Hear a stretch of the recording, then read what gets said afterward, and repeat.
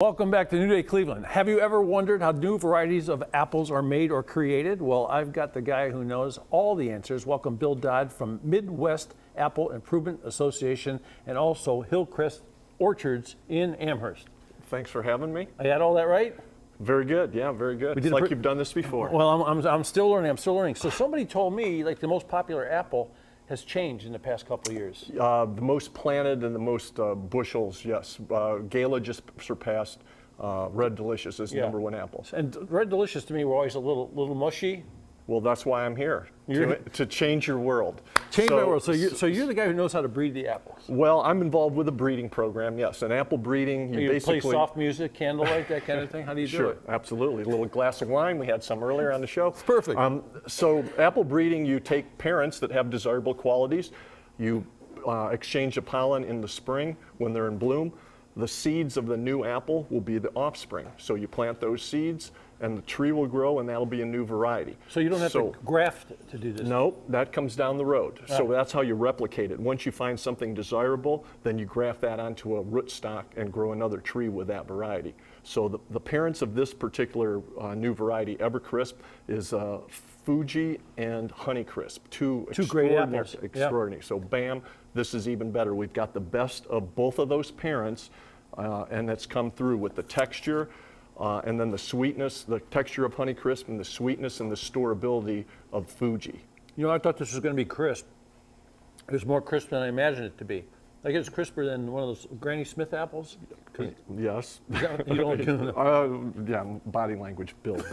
So yeah, I'm just happy that you didn't get juice on your soup because usually it just comes down your face when you take a crack. This is unbelievable. It's terrific. Yeah. So who's responsible for creating this apple? So a bunch of growers about 25 years ago in Ohio, so this is born and bred in Ohio, decided that they were going to try and breed some apples to come up for some things specifically for Midwest growers.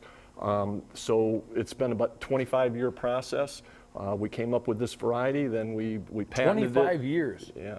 Man. So it takes about, you do the crosses, it takes about 7 years to plant a seedling out and to start to get the fruit.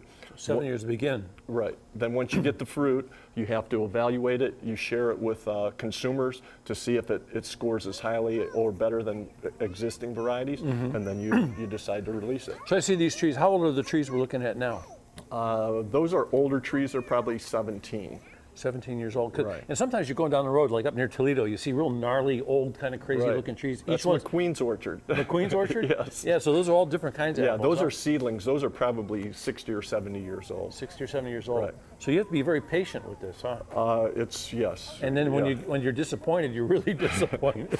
Well, it's a numbers game. So you plant out a bunch of seedlings and you're hoping that one or two out of 50,000 hit. I mean, that's really the odds. What really made me sad was I tasted this apple. It might be the most, I hate to use the word delicious because it's sort of called on an apple, right? It's a delicious apple. It's juicy and it's sugary. I see the Hillcrest sign and you're closed. Well, we're closed for the season. We're very seasonal. But the exciting news is the first shipments just went into the Heinen's warehouse this week. So they'll either be in the store this weekend or for sure next week. Okay, and if you love this apple and you want to buy a bunch of them, because I'm sure you're going to run out, how can I store them and keep them a long time? Best way to store them is in the refrigerator.